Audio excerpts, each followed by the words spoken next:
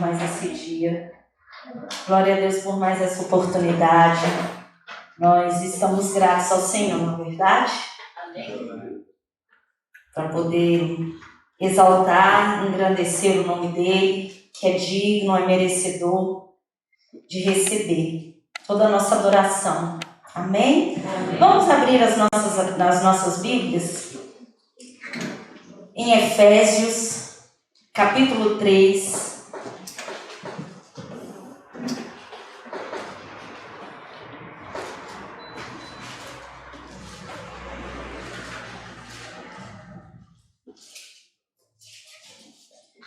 A partir do versículo 14.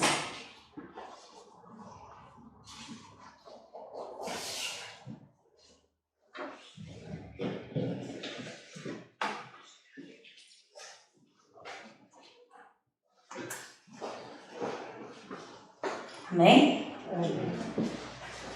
Diz assim a palavra do Senhor: por causa disto, me ponho de joelhos perante o Pai de nosso Senhor Jesus Cristo, do qual toda a família nos céus e na terra toma o nome, para que, segundo as riquezas da sua glória, vos conceda que sejais corroborados com poder pelo seu Espírito no homem interior, para que Cristo habite pela fé nos vossos corações, a fim de, estando arraigados e fundados em amor, podeis perfeitamente compreender com todos os santos qual seja a largura e o comprimento, e a altura e a profundidade, e conhecer o amor de Cristo, que excede todo o entendimento, para que sejais cheios de toda a plenitude de Deus.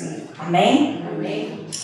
Amados, nós estamos aqui diante de uma oração, diante de uma súplica, diante de um clamor que Paulo faz então em favor dos efésios, dos cristãos. Pronto, também não é a primeira oração que nós encontramos registrada aqui na carta aos Efésios. No capítulo 1 também nós verificamos uma outra oração.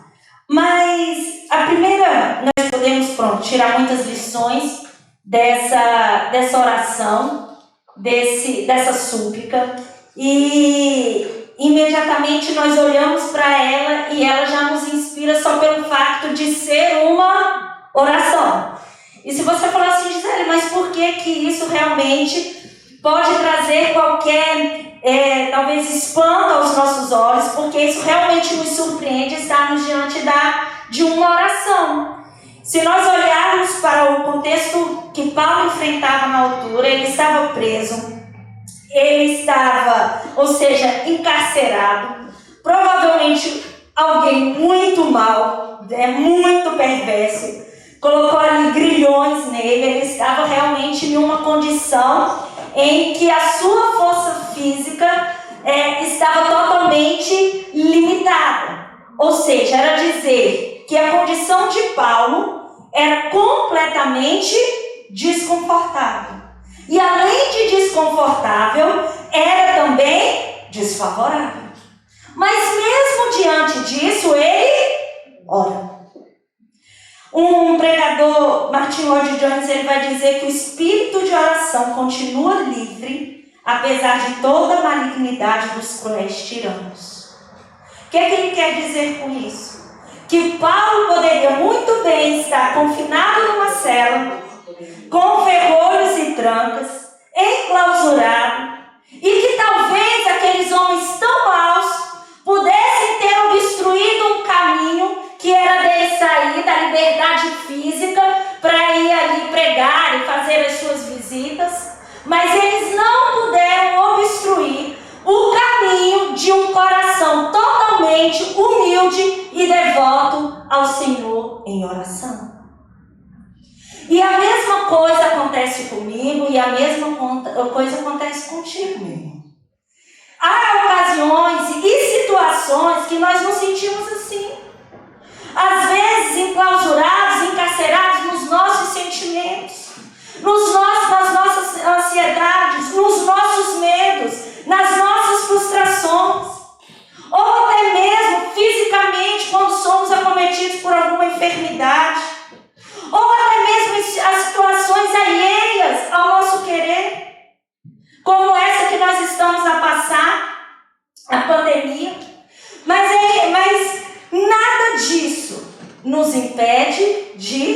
orarmos e apresentarmos as nossas necessidades e as dos nossos irmãos diante do Senhor.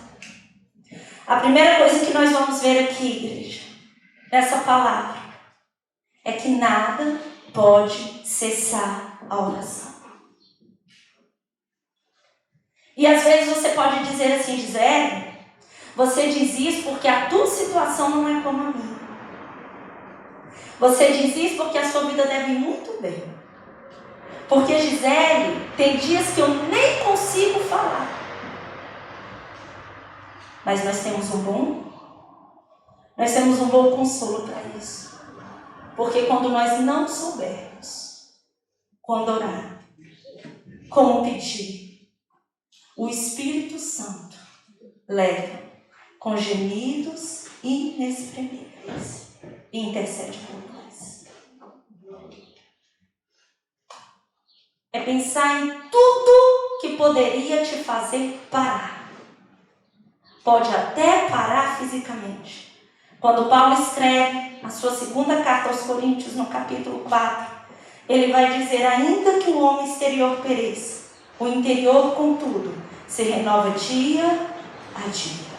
Ele está dizendo assim, realmente, vai chegar alturas na nossa vida, vai chegar situações em que nós não vamos ter a mesma força, o mesmo vigor, a mesma capacidade, ou o mesmo desempenho, mas isso é o físico, porque o homem interior, ele é renovado dia após dia. Então Paulo, ele vê que não havia impeditivo algum para que ele pudesse orar.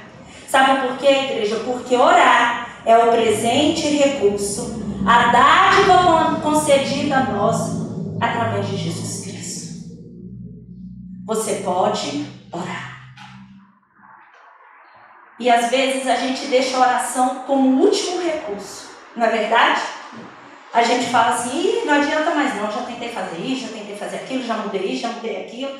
Ele não resolve nada. E às vezes a gente até encontra alguém para dizer assim, então vai orar, meu irmão. Ou seja, enquanto orar, deveria ser a nossa primeira atitude.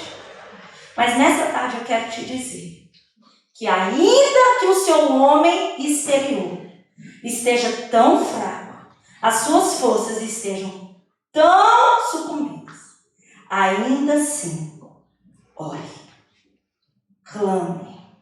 Nem que seja só em lágrimas, nem que seja só em pensamento, nem que seja com poucas palavras, ainda que seja com louvor, mas ore. Depois nós vamos ver que apesar de todo esse contexto que Paulo estava, a sua condição física, além de orar, ele também escrevia. A oração não era a única atividade. Por quê? Porque quando nós vemos Paulo escrever, ele simplesmente não é uma prática assim apenas de um exercício de escrita. Mas o que ele estava ali era expondo a sã doutrina. Aquilo ali, de fato, era a pregação, era o evangelho, era a palavra de Deus. E nós vamos ver que ele não faz isso dissociado à oração. E Paulo aqui, na palavra do Senhor pelo registro, nós vamos também aprender isso. Que o estudo da palavra, a meditação na palavra, a nossa frequência na escola bíblica dominical, ou nos cultos de ensino, não podem ser dissociados da oração. Porque é o Espírito Santo que opera na nossa mente, que opera no nosso coração e nos dá capacidade para nós acolhermos tudo aquilo que nós ouvimos, lemos e estudamos, e isso faça parte do nosso viver cristão.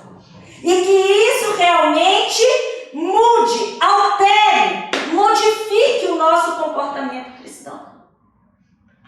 É dizer que eu aprendo o que é adoração e coloco em prática, e através do meu comportamento, eu serei um adorador.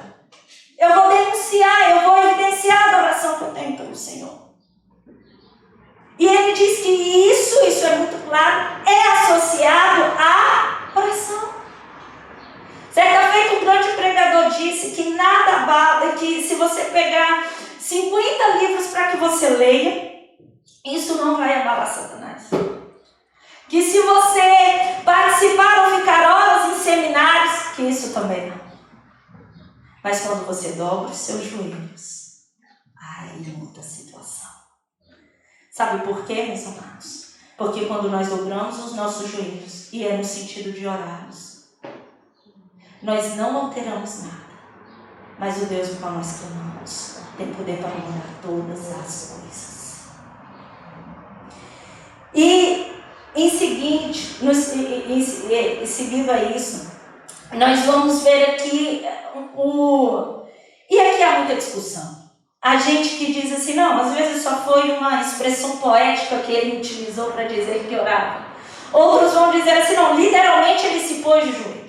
E nós não estamos aqui a discutir se ele estava ou não de joelhos. Até porque a Bíblia não nos instrui ou pragmatiza somente daquele jeito que você pode orar. Não, oramos em pé, oramos sentados.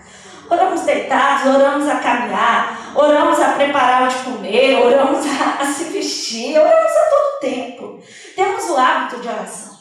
Mas quando Paulo escreve, por causa disto, me ponho de joelhos perante o Pai de nosso Senhor Jesus Cristo. Ele não está aqui a formatar uma posição corporal para dizer assim, tem que ser de joelhos, somente de joelhos. Mas ele está dizendo assim, olha, quando nós realmente estamos de joelhos, isso é uma condição que nós homens expressamos a nossa reverência. É uma atitude de culto, de adoração e de sincero reconhecimento de quem é o Senhor.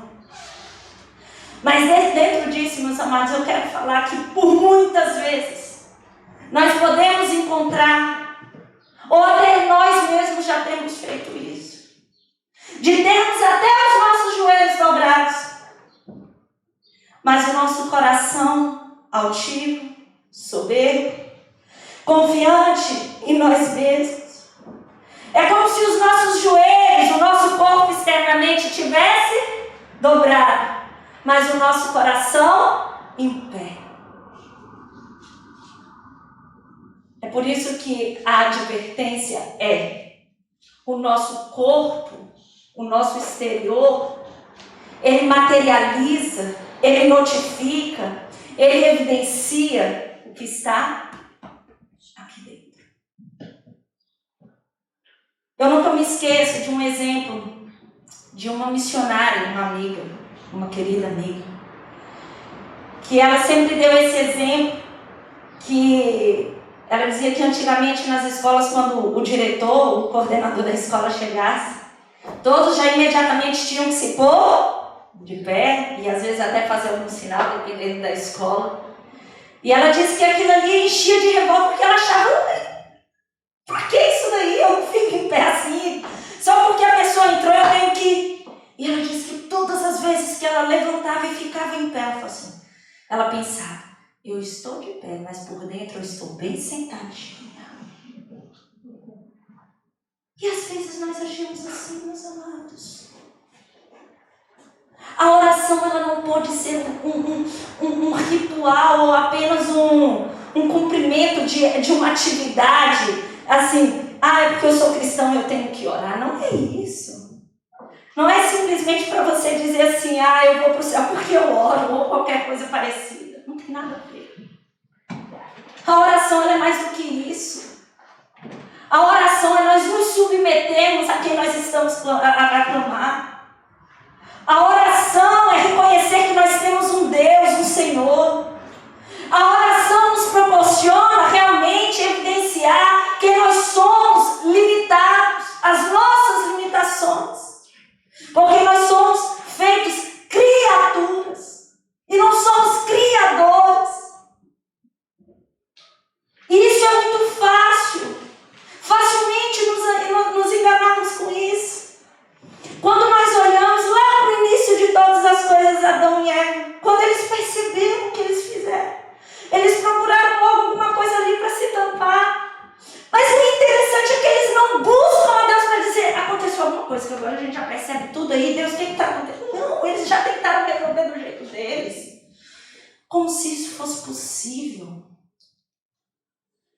Meus amados, que os nossos joelhos, aqui, estejam rendidos, estejam dobrados, estejam entregues ao nosso Senhor verdadeiramente.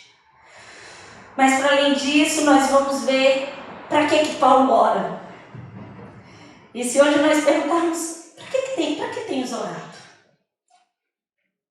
E eu coloquei a me pensar, para que eu tanto oro? E se nós olharmos para Paulo, é muito claro para o que ele ora. Qual é o motivo da sua oração? Qual é a motivação da oração de Paulo? E nós vamos ver que a preocupação de Paulo não era com os bens materiais, mas era com as coisas espirituais. Ele não pede para que as circunstâncias fossem alteradas, até mesmo a dele, mas ele pede para que aqueles cristãos fossem fortalecidos com o poder que só vem do Espírito Santo para enfrentar as dificuldades. Na terça-feira nós estávamos a falar aqui na oração que por vezes nós não precisamos de outro caminho.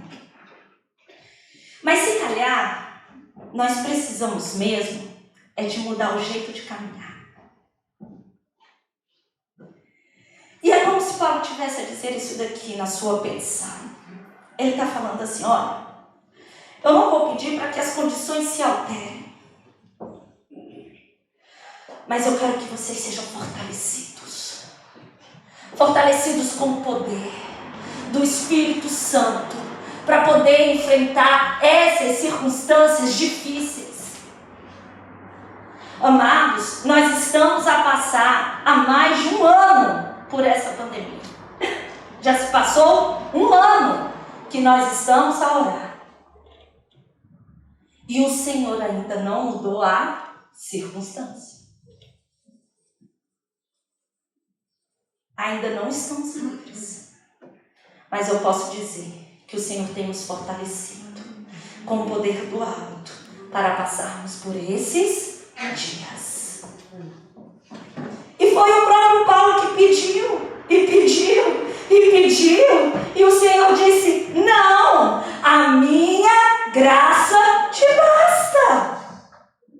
Amados, muitas vezes, não porque ele não tem poder, porque ele tem poder.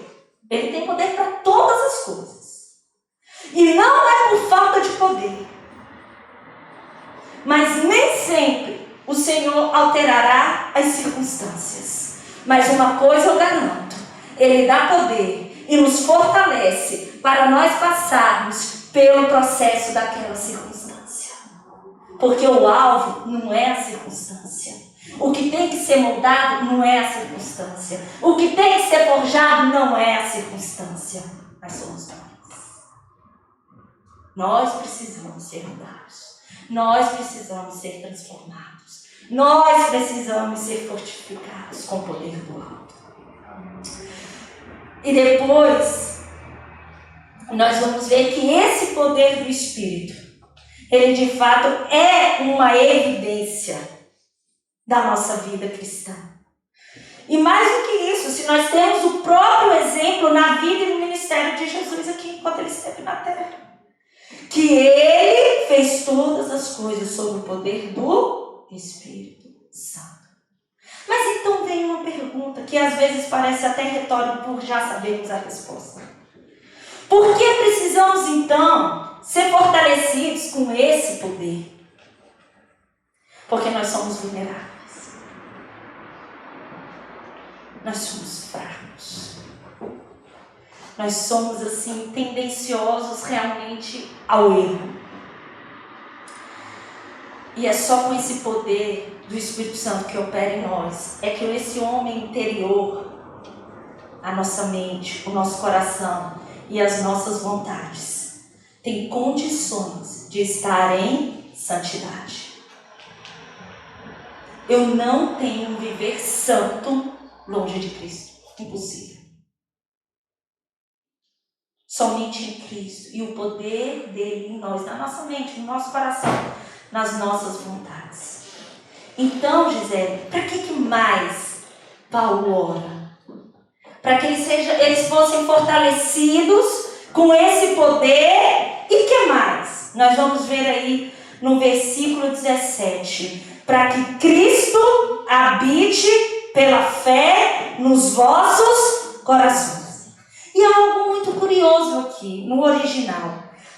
No significado dessa palavra habitar.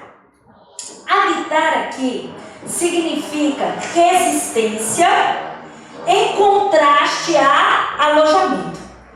Nós temos um exemplo muito prático para isso. Eu tenho um exemplo muito prático para isso, porque nós vivemos isso. Chegamos a Portugal, não tínhamos ainda um arrendamento de um apartamento. Então, por um outro meio, que é o Airbnb, nós arrendamos, fizemos uma... Na verdade, nós não arrendamos, nós fizemos uma reserva por alguns dias em um outro sítio, que nem era aqui, era em Ramalde, né? Em Ramalde, que nós ficaríamos ali alguns dias. E quando Paulo, mas nós não moraríamos, nós só estaríamos de passagem. Quando Paulo ora, dizendo assim, olha, que Cristo habite pela fé em vossos corações, ele está dizendo assim, não é que Cristo esteja aí só de passagem, não, mas para que ele seja de fato residente nos vossos corações. É dizer que Cristo é a residência, não para um viajante, não é uma habitação para um viajante, né, pernoitar, passar a noite, mas é alguém que resida aí dentro do seu coração, permanentemente. Em relação a isso, um outro pregador, Russell Shedd, ele vai dizer assim, que esse residente realmente, de fato, seja o dono dessa casa e tome conta da casa toda, ao ponto dele ser autorizado a fazer toda a limpeza necessária, seja nas despensas, nos arrumos, na casa de banho, ou até mesmo mudar a mobília. Ele está dizendo assim, ei, cristãos, eu quero que vocês sejam fortalecidos. E que habite aí, olha, que habite em vossos corações, pela fé, esse Cristo, que é o dono dessa casa, e que Ele faça todas as transformações que sejam necessárias. Amados, apesar de já termos nascido de novo, um cristão vive em constante crescimento. Nós estamos sendo aperfeiçoados. Nenhum cristão pode chegar e dizer assim, não, Gisele, agora eu já não preciso de mais nada não, já estou bem. Já chego aos meus 50, ou se calhar aos meus 60, aos meus 70. E até aqueles prematuros que dizem que aos 20 já está tudo bem. Mas não é nada disso. É um crescimento constante. É um aprimoramento constante. Então que o Senhor mude, que o Senhor transforme. Cada dia o Senhor tem algo para mudar e transformar em nós. Para que todo mundo às vezes olhe para nós lá no nosso trabalho e diga assim, realmente tem algo diferente ali. Alguém mora ali que é diferente. Essa pessoa carrega qualquer coisa diferente. Na nossa vizinhança, dentro da nossa casa, na nossa igreja, na nossa comunidade. Ou até mesmo quando nós não tivermos a oportunidade de falar. Ainda que estejamos calados. Mas que isso seja notório, evidenciado. Mas eu quero dizer que Cristo vai além de ser apenas residente. Ele é presidente. Você sabe o que quer dizer isso? Ele só não reside, mas Ele é o Senhor. Ele tem que reinar. E quando Ele reina, e quando Ele está presente, outras coisas não podem estar. Os que pertencem a Cristo Jesus crucificaram a carne com as suas paixões e os seus desejos. Em Gálatas 5:24. Mas depois, seguindo, ele diz que estejais arraigados e fundados no amor. Paulo ora para que os crentes fossem fortalecidos para amar. Amar uns aos outros. E eu não sei se os amados irmãos têm a mesma percepção que eu tenho. Mas eu acredito que nós estamos a viver uma era de satisfação do eu. Onde o seu ego é a primazia. Onde tudo é convertido para o seu eu. É o que eu quero, é o que eu penso, é o que eu decido, é do jeito que eu quero, é assim porque eu, o tempo todo sou eu. A prioridade é você, não tem nada mais além de você. Mas eu entendo que quando Paulo ora para que aqueles cristãos, e que isso aconteça conosco também, que nós sejamos de fato fortalecidos com esse poder também para amar. E quando nós amamos, eu disse isso há poucos dias lá em casa. Como diz, antes as meninas, é prova, Cleide, Isabela e Laís. Escuta a pregação em casa, escuta a pregação na igreja, é assim. Mas um dia desse eu estava dizendo assim para Isabela, quando nós de fato amamos, minha filha, nós levantamos da cadeira do egoísmo, que é esse amor próprio, esse voltado para os próprios interesses, e vamos sentar lá na cadeira da piedade do serviço. Quando a gente ama, a gente levanta da cadeira do egoísmo e senta na cadeira da piedade do serviço. Poderíamos ter muitos exemplos na Bíblia, mas eu quero citar esse. Jesus sabia que o Pai havia colocado todas as coisas debaixo do seu poder, que viera de Deus e estava voltando para Deus. Assim levantou-se da mesa, tirou sua capa e colocou uma toalha em volta da cintura. Depois disso, derramou água numa bacia e começou a lavar os pés dos seus discípulos, enxugando-os com a toalha que estava em sua cintura.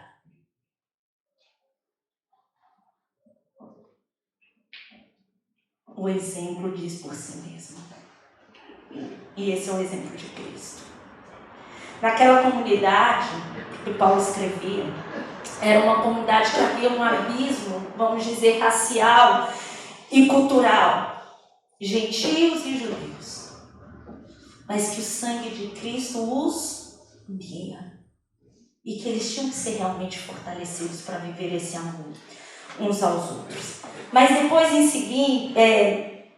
seguida, Paulo vai dizer, vai usar uma ilustração, uma metáfora, para dizer como é que tinha que ser isso, esse amor. Ele fala assim, olha, tem que ser arraigado e fundamentado. Ou seja, não tem que ser nada superficial. Não pode ser superficial, tem que ser profundo. Quando a gente fala arraigado, a gente lembra de planta, de raiz, de árvores. Que isso sejam lançados raízes e que o amor seja o solo para aquilo ali. E a mesma coisa é o fundamento, que é a base principal, onde são lançados os edifícios, as construções dos edifícios e das moradias. O amor é a principal virtude cristã. O amor é a evidência do nosso discipulado. O amor é a condição para realizarmos a obra de Deus. O amor é cumpridor, sim, da lei. E diferentemente do conhecimento que envaidece, o amor, ele edifica. Mas depois Paulo é como se ele desse um passo seguinte. Ele vai dizer assim, pronto, agora vocês estão sendo fundados em amor uns com os outros, mas agora, esse amor, vocês têm que compreender e conhecer o amor de Cristo. Por nós, por eles. E quando a gente fala aqui que é compreender, é esse sentido mesmo, compreensão intelectual, se apossar daquilo ali. Mas o conhecer vai além desse compreender, porque esse conhecer é um conhecimento que é alcançado por experiência. Foi vivenciado, não ficou só aqui no intelecto.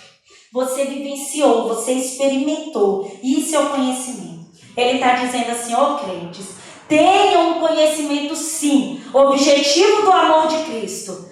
Mas, para além disso, tenham uma profunda experiência nele. Para que vocês compreendam isso em suas plenas dimensões. Que era a altura, a profundidade, a largura e o comprimento. Um comentarista, Van Gogh, vai dizer assim, o amor de Cristo é suficientemente largo para abranger a totalidade da humanidade, suficiente e comprido para durar por toda a eternidade, profundo para alcançar o pecador mais degradado e suficientemente alto para levá-lo ao céu. Mas Paulo também disse assim, olha, esse conhecimento aí, ou esse amor, que é o amor de Cristo, ele vai exceder todo o entendimento de nós cristãos. Sabe por quê? Porque o amor de Deus, ele é inescrutável, ou seja, incompreensível, indagável, apesar de todas as suas dimensões. Nós não podemos mensurar, nós não podemos medi-lo, mas nós podemos vivenciá-los. E por último, Paulo diz assim, olha, e também, que aí no versículo 19, para que sejais cheios de toda a plenitude de Deus. Embora esse nosso Deus seja esse Deus realmente transcendente, e nada pode contê-lo, é o que nós lemos em 2 Crônicas 6:18, ele ainda assim habita em nós de forma plena.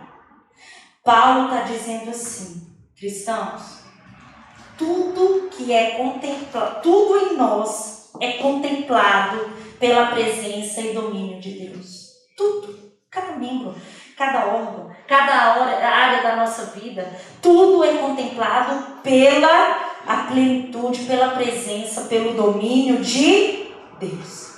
Então, sejam tomados da plenitude de Deus. Sejamos nós tomados pela plenitude de Deus. Cheios até a plenitude de Deus. Sejamos santos, como Deus é santo. Sejamos semelhantes a esse Cristo. E o mais interessante aqui é que Paulo também destaca que Cristo é a medida. Isso aí eu digo que é como se aí ele nos nocauteasse, sabe? Eu acho que é esse termo, né? Quando acaba ali a luta e pronto, é um nocaute. É bem isso, ele está dizendo assim, olha, para tudo isso eu vou lhe dizer qual é a medida. É Cristo. Porque nós, seres humanos, temos um hábito, eu não sei vocês, né? Às vezes os portugueses não têm, são os brasileiros. Mas a gente tem, pelo menos nós, né, os brasileiros, temos o hábito às vezes de fazer isso aqui, ó, olha. Pelo menos eu sou melhor do que fulano. Olha lá do jeito que está a vida daquele ali. Pelo menos aquilo ali eu não faço. Aquele ali, eu pelo menos sou melhor do que aquele. Ah, isso aí? A vizinha faz, mas eu não faço não. Eu tô, bem na fita. Porque isso aí eu não faço não.